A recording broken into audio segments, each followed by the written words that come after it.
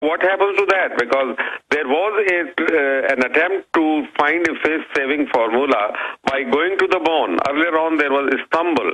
And what happened to Istanbul? It was a fiasco. And now it was Bonn, and Bonn is no-go without Pakistan's participation. So the net result is that you have lost so much diplomatically, politically. Already economic loss is very much staring you in the eyes. And now you have strategically beginning to lose. So this is a very difficult situation for America today. I think if they don't set their bearings right, it is going to hurt them a lot more than it appears at the moment. But let me stop you, General, because, look, I mean, I know you're sophisticated and the Pakistani people are sophisticated, but we have been seized by the big six megabanks. They are imploding Europe and bragging that Goldman Sachs, the main Federal Reserve owner, has conquered Europe through fraud. That's in our news. They are militarizing the police. They are setting up checkpoints in America. They are saying they can arrest us, torture us publicly now. I mean, this is some of the most brazen tyranny ever seen being publicly announced like it's no big deal. So clearly, the folks in Pakistan need to know America has been seized by a global criminal interest that wants to destroy America's name, that wants to destroy Pakistan. And I don't know how worldwide we fight such a threat that works through hijacked nations playing them off against each other. Yeah, it's the sinister element, the dark element in American society, which has seeped deep into, and they have gotten control and clout over all the policy making, is somehow now so strong, you may have to fight for your freedom afresh. So it is amazing that such a lot of things are happening, and the American people are still not. There is no movement like moratorium way back in the days of President Nixon. There has to be a movement. The people of America have to rise against their own policies, against these coercive elements which are trying to destroy the American dream. They are trying to destroy everything. They are trying to somehow rail against their own best friends in the world. Pakistan has been their best friend. Pakistan has paid such a huge price. And Pakistan has done so much for America. People seem to have forgotten that. And this is a situation in which America seems to be on self-destruct. But it is not because of the American people, who are very innocent and very nice, very humane, very nice people to begin with. I think they respect democracy, they respect the human rights of other people as much as they respect their own rights. Then who is doing all this? We generally know who is there. But this confederation of, I would say, thugs and swindlers, cheats, this is now getting the upper hand, unfortunately, and they are, as you very rightly said, they're destroying America and they're destroying the world. Well, yes, sir. The main financial advisor to Obama is Corzine, the former governor of New Jersey, the former head of Goldman Sachs. He made a 40-to-1 bet with MF Global money just to show the reckless psychology of these people. And when it didn't go well, the government allowed him to take private bank accounts and brokerage accounts of people in sub-companies that MF Global had bought. And I've had financial experts on. The news admits it's illegal, but the government's going to let them do this.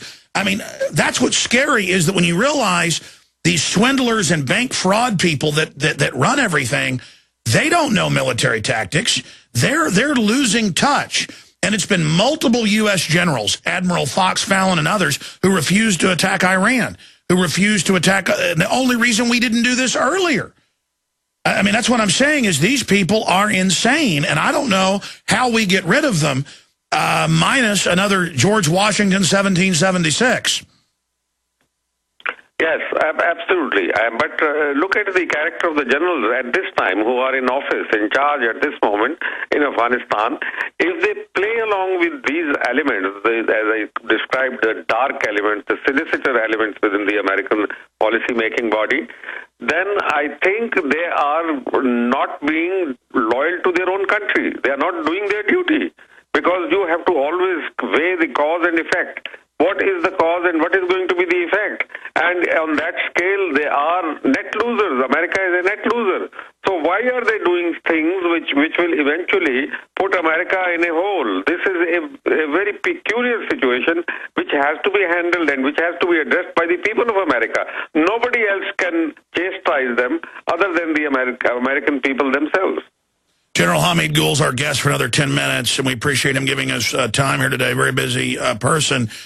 I mean, really, when you study psychology, you study history, as a general, as a former head of a famous intelligence agency who was very successful defeating the KGB, NKVD, the Russian military, all of them, you have to know the enemy. So looking at your enemy, the global megabanks, my enemy, the global megabanks, this global corporate globalism, they do want to destroy America while using us to carry out the next phase of their operation. They've moved our industry to China, so it is part of a larger double cross. They're going to implode America just like Europe next, but they want a war in the middle of that. Knowing the enemy, and that's the key, as you know, to winning a war and having supply lines, you know, those two paramount peaks together, those twin peaks. What concerns me, General, is now I see delusion in the elite. There's still a strategy, and I see the gambits, but it doesn't make sense in the end. Even if command destruction, order out of chaos is their overall excuse, it isn't going to work. I mean, the Russians now are threatening to start attacking countries, and the history shows the Russians will do things like that. I mean, this is so dangerous. Getting into the minds of these people, I know you've tried to do that probably, what do you think's driving them right now? What's driving Israel? What's driving the big banks? What's driving England? Greed and fear. Greed and fear. There is a fear in Israel, there is fear in India that if the Americans leave and the Americans, they will be standing absolutely perched on the wrong sides of history. And as far as the banks are concerned and corrupt corporate America, corrupt corporate Europe, the corporate world is despicable. Now, this really is tantamount to virtually, if you translate it, its spirit, that means corruption. So they are so corrupt that now you can't retrieve them. You've got to demolish them because you have to survive. The nations have to survive. America has to survive. It is important that America survives. Then these elements have to be cut out. There has to be surgical operation against them. Well, they're certainly waging war against free humanity and every basic liberty and overthrowing the entire Bill of Rights and Constitution right now. But I guess in the final equation, General, the good news is everything that they're touching is turning to garbage. Yes, indeed, it is, because this act of 4 days ago when they struck our security post on the border, I think this has really turned the scale against them. And now they can't, now it has to be reckoned with. You have to be now, you have come to a point where it's a tilt point and you've got to change your ways. And you've got not to listen to those people who have been putting America in the wrong track, on the wrong posse. Now, could there be another strategy? I mean, it looks like a bungle, but could the strategy be try to create political discord to destabilize the government of Pakistan as a desperate fleeing forward to start a new war with Pakistan? I mean, could this be conscious? Because they've done this, 3 or 4 times now in the last year, killing Pakistani troops, correct?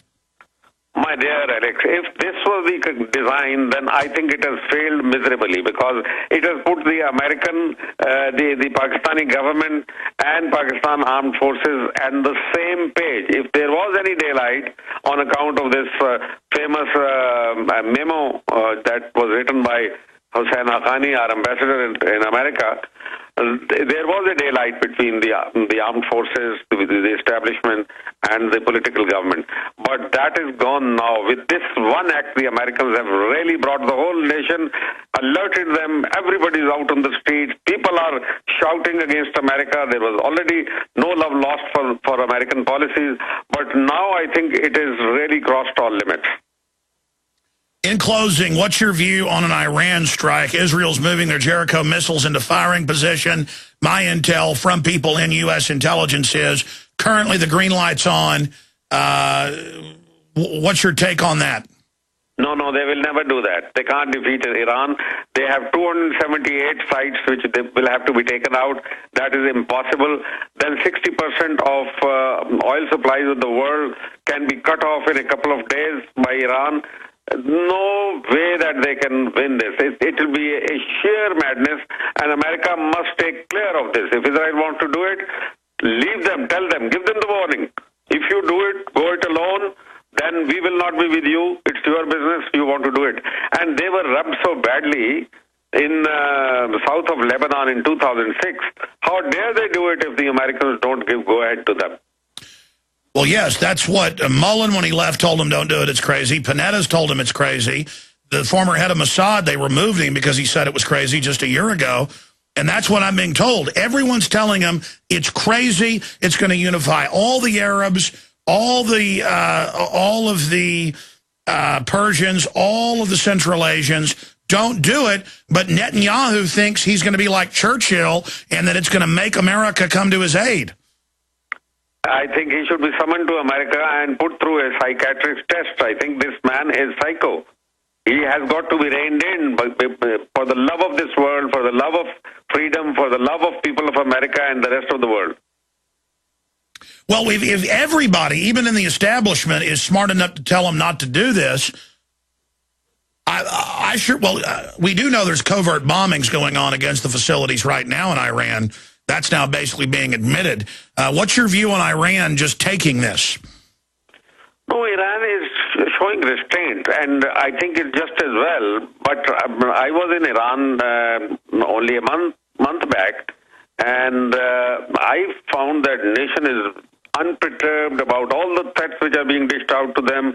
They are united, and whatever there was a little fissure politically in the society, that immediately has disappeared after the threat from Israel, and they have closed their ranks. Now they are even more united than before.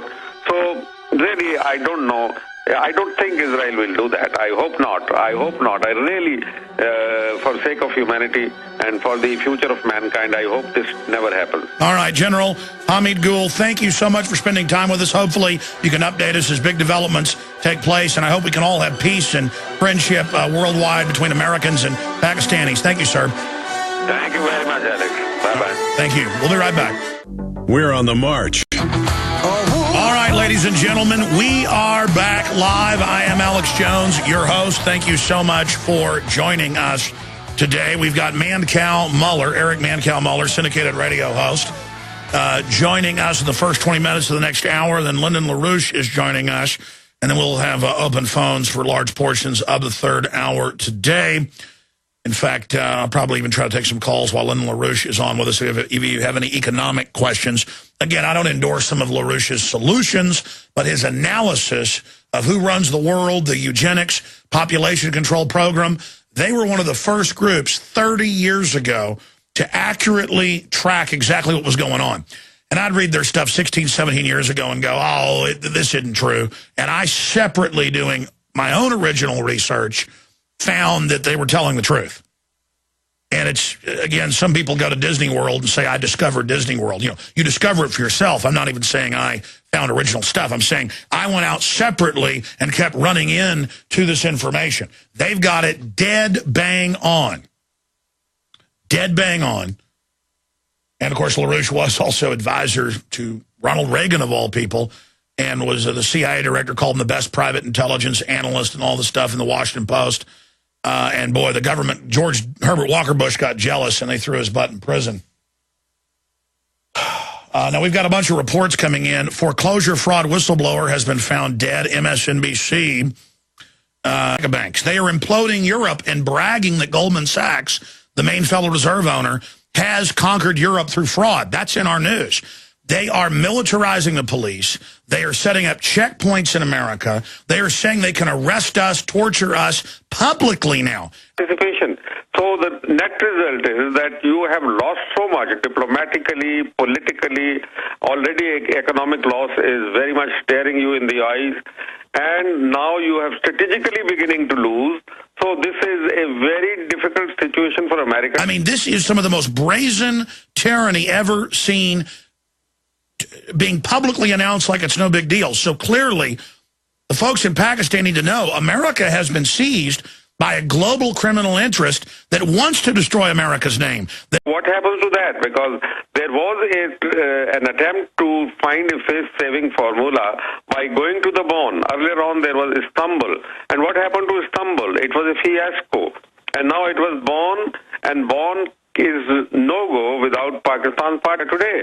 I think if they don't set their bearings right, it is going to hurt them a lot more than it appears at the moment. But let me stop you, General, because, look, I mean, I know you're sophisticated and the Pakistani people are sophisticated, but we have been seized by the Big Six.